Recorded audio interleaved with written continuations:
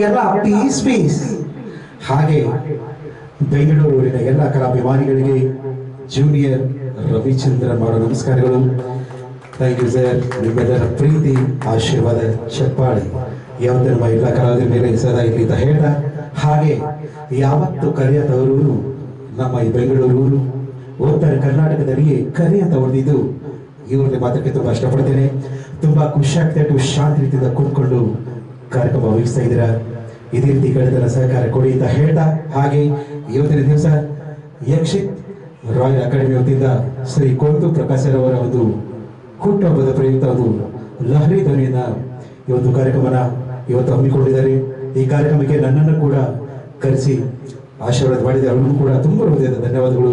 ಹಾಗೆ ನಮ್ಮ ಪ್ರಕಾಶ್ ಅವರಿಗೂ ಕೂಡ ಹುಟ್ಟುಹಬ್ಬದ ಹಾರ್ದಿಕ ಶುಭಾಶಯಗಳನ್ನ ಹೇಳ್ತಾ, ಹಾಗೆ ನಮ್ಮ ಎಲ್ಲ ಕಲಾವಿದರಿಗೂ ಕೂಡ ತುಂಬ ಹೃದಯದ ಧನ್ಯವಾದಗಳನ್ನ ಹೇಳ್ತಾ, ಹಾಗೆ ಎಲ್ರಿಗೂ ಸ್ವಾಗತ ಸುಸ್ವಾಗತ ಬಯಸ್ತಾ, ಬನ್ನಿ ಕಾರ್ಯಕ್ರಮದ ಮೊದಲಿಗೆ ರಣಧೀರ ಚಿತ್ರದ ಸಂಭಾಷಣೆ ತೆಗೆದುಕೊಂಡು ಬರ್ತಾ ಇದ್ದೇನೆ, ಕೇಳಿ.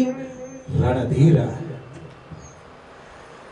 ರಿಟೈರ್ಡ್ IGP ಜಗನ್ನಾಥ್ ನೀನೇನಾ? ರಿಟೈರ್ಡ್ ಯಾಕಾಗಿದ್ದೀನಿ ಅಂತ ಗೊತ್ತಿಲ್ದಿರೋ ದಡ್ಡ. ಕೋಪ ಬಂದ್ರೆ ಏನೋ ಮಾಡೋದಿಲ್ಲ ತಾನೇ. ಗೌರ್ಮೆಂಟು ನಿಮ್ಮಂತ ರಿಟೈರ್ಮೆಂಟ್ ಕೊಡೋದು. ಯಾರೋ ನೀನು? ರಣಧೀರ. ನನ್ನನ್ನು ಭಾಷಾ ಕಳಿಸಿದ್ದಾನೆ. ಭಾಷಾ ಗೊತ್ತು ತಾನೆ. ವಿಷಯ ಹೇಳು. ಡಿಸೆಂಬರ್ 18ನೇ ತಾರೀಕು ನೀನು ಕೋರ್ಟ್ನಲ್ಲಿ ಭಾಷಾ ವಿರುದ್ಧ ಸಾಕ್ಷಿ ಹೇಳೋದ್ರಿಂದ ಭಾಷಾಗೆ ಮರಣದಂಡ ಆಗ್ಬೋದು. ಇಲ್ಲ, ಆಗೋದಿಲ್ಲ. ಯಾಕಂದ್ರೆ ನೀನವತ್ತು ಕೋರ್ಟ್ನಲ್ಲಿ ಭಾಷಾ ವಿರುದ್ಧ ಸಾಕ್ಷಿ ಹೇಳೋದಿಲ್ಲ. ಹೇಳಿದ್ರೆ ಓಕೆ ಸರ್, ತುಂಬಾ ಧನ್ಯವಾದಗಳು.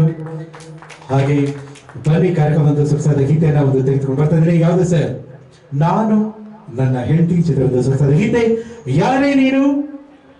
ರೋಜಾ ತುಂಬಾ ಸೊಗಸಾದ ಗೀತೆ ಕೇಳಿ. ಸ್ಪೈಕು ಕೊಡಿ. ಹಲೋ